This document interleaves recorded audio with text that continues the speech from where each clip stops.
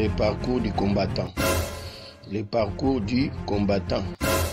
Et dans le livre des Actes des Apôtres, chapitre 21, du verset 10 au verset 14, la Bible dit: comme nous étions là depuis plusieurs jours, un prophète nommé Agabus descendit de Judée et vint nous trouver.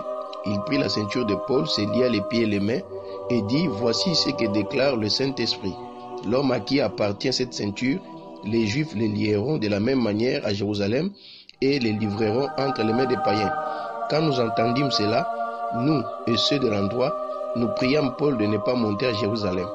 Alors il répondit: que faites-vous en pleurant et en méprisant le cœur?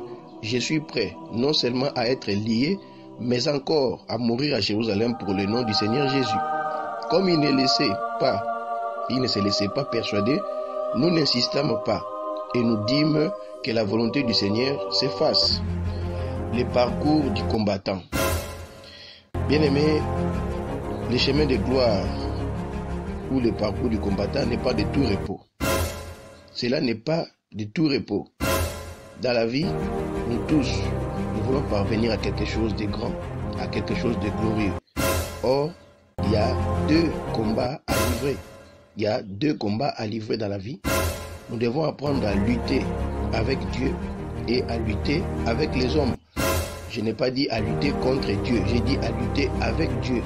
C'est-à-dire à permettre à Dieu d'être Dieu dans nos vies et à comprendre ce que Dieu a mis dans nos contemporains, dans ceux qui sont avec nous, pour que nous puissions tirer gloire de cela. Et le Seigneur Jésus l'a formulé d'une autre manière. Il a dit: chacun de nous doit porter sa croix, c'est-à-dire combattre avec Dieu et combattre avec les hommes. Dans Matthieu 16, verset 24, la Bible dit: alors Jésus dit à ses disciples: si quelqu'un veut venir après moi, qu'il renonce à lui-même et qu'il se charge de sa croix et qu'il me suive. Renoncer à soi, c'est combattre avec l'humanité. Et suivre Jésus, c'est combattre avec Dieu. Pour illustrer cela, nous allons étudier la vie du patriarche Joseph. La vie du patriarche Joseph. La vie de Joseph est l'image de notre relation avec les autres et de notre relation avec Dieu. Car le nom de Joseph signifie « Dieu m'a encore ajouté un fils ». Joseph est né pour s'ajouter à ses frères. Joseph travaillait avec ses frères. Joseph a été vendu par ses frères. Joseph a été retrouvé par ses frères. Le père de Joseph, Jacob, a pu revoir Joseph grâce à ses frères. Joseph a été établi sur Goshen, la ville la plus fertile d'Égypte, à cause du nombre de ses frères. Donc la vie de Joseph nous montre un aspect de notre victoire sur la vie par rapport à autrui et par rapport à Dieu. Nous luttons avec les hommes, nous luttons avec Dieu. Et c'est ce qui est arrivé également à Jacob. Dans Genèse 32, verset 28, la Bible dit, il dit encore, ton nom ne sera plus Jacob, mais tu seras appelé Israël, car tu as lutté avec Dieu et avec les hommes, et tu as été vainqueur. Même chose avec l'apôtre Paul, dans ce que nous avons lu dans le livre des Actes des Apôtres, chapitre 21, du verset 10 à 14. L'apôtre Paul, en refusant de céder à la pression des hommes, il a été vainqueur avec les hommes et avec Dieu, parce qu'il a refusé de céder à la pression des hommes pour répondre à l'appel de Dieu. Bien-aimé, ce que la nature a fait de toi ne compte pas, mais c'est ce que toi tu feras de ce que la nature a fait de toi qui compte. Car la nature nous a imposé, ou bien disons Dieu nous a imposé certaines choses, comme la taille, la date de naissance, la famille, la race, le sexe, etc.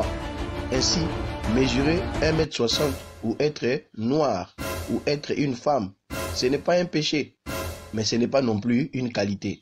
Car Dieu ne nous jugera pas pour ce qu'il nous a imposé, mais il nous jugera pour ce qu'on en fera. Ainsi, nous sommes des partenaires avec Dieu pour notre destinée. Ce que la nature a fait de toi ne compte pas, mais c'est ce que toi tu feras de ce que la nature a fait de toi qui compte. Il y a des femmes qui ont échoué dans la vie parce qu'elles se disaient qu'elles étaient des femmes. Mais il y a des femmes qui ont réussi dans la vie parce qu'elles se disaient qu'elles sont des femmes. Ce que toi tu trouves être un inconvénient, quelqu'un d'autre voit cela comme un avantage. Prenons le cas de la famille de Joseph. Joseph est né dans une famille polygame dont le père, Jacob, avait 4 femmes. Rachel, Léa, Bila et Silpa. Et chaque femme avait ses enfants.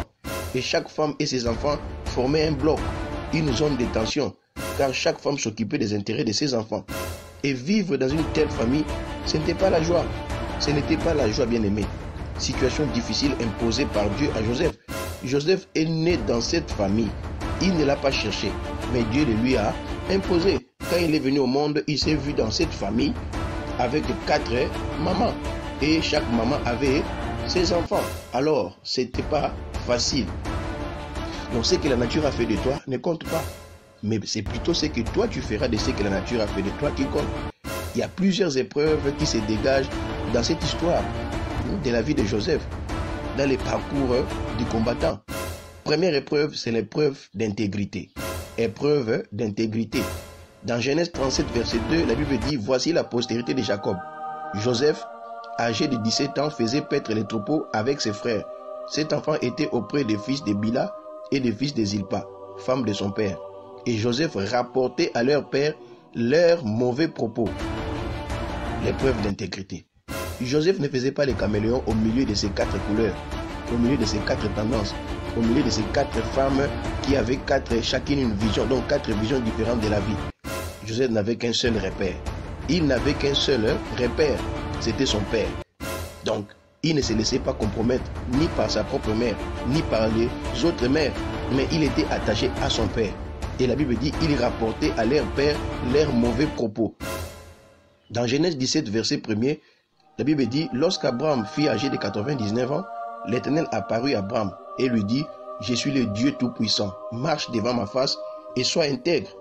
C'est la première chose que Dieu demande à tout enfant de Dieu, l'intégrité, l'épreuve d'intégrité.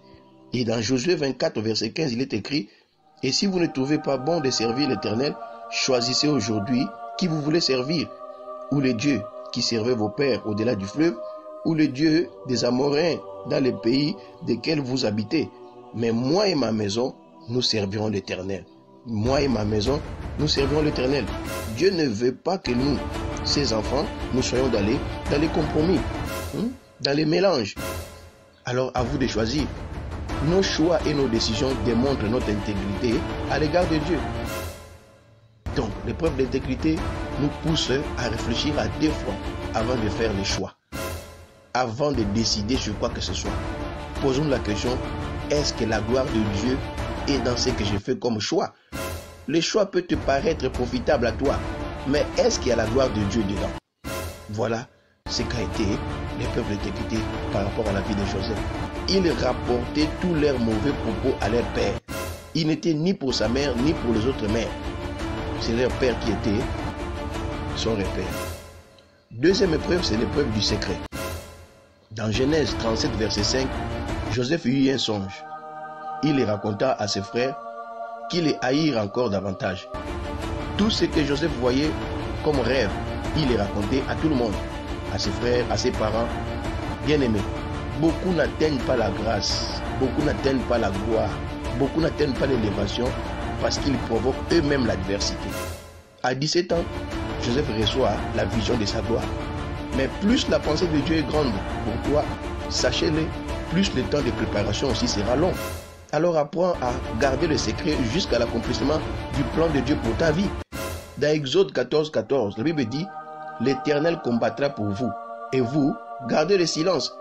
Gardez le silence, gardez le secret. C'est une épreuve. Prenons quelques exemples. David, il fut oint comme roi à la place du roi Saül en secret. Pourquoi?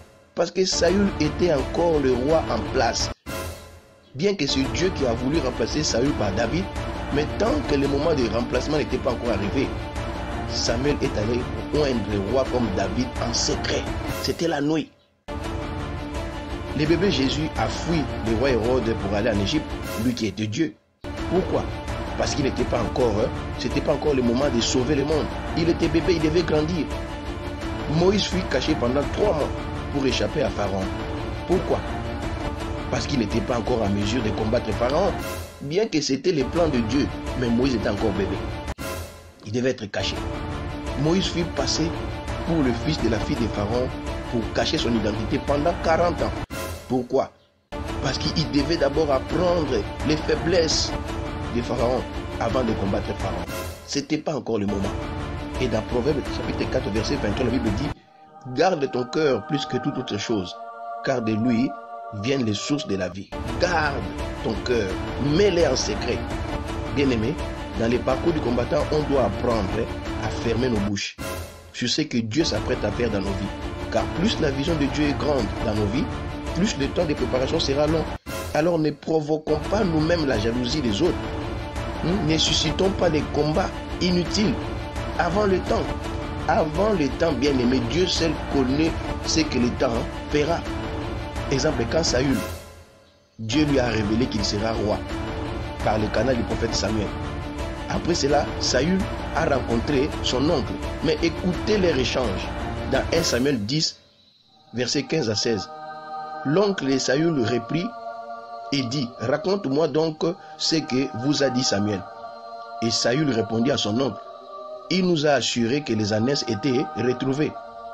Et il ne lui dit rien de la royauté dont avait parlé Samuel. Saül ne lui a rien dit sur la royauté dont Samuel avait parlé. Et pourtant, il était déjà au courant. Et ce n'était pas un ennemi qui lui demandait cela, c'était son oncle propre. Mais il a jugé bon de garder le secret jusqu'à l'accomplissement. Troisième épreuve, c'est l'épreuve de trahison. Dans le parcours du combattant, il y a ce qu'on appelle épreuve de trahison.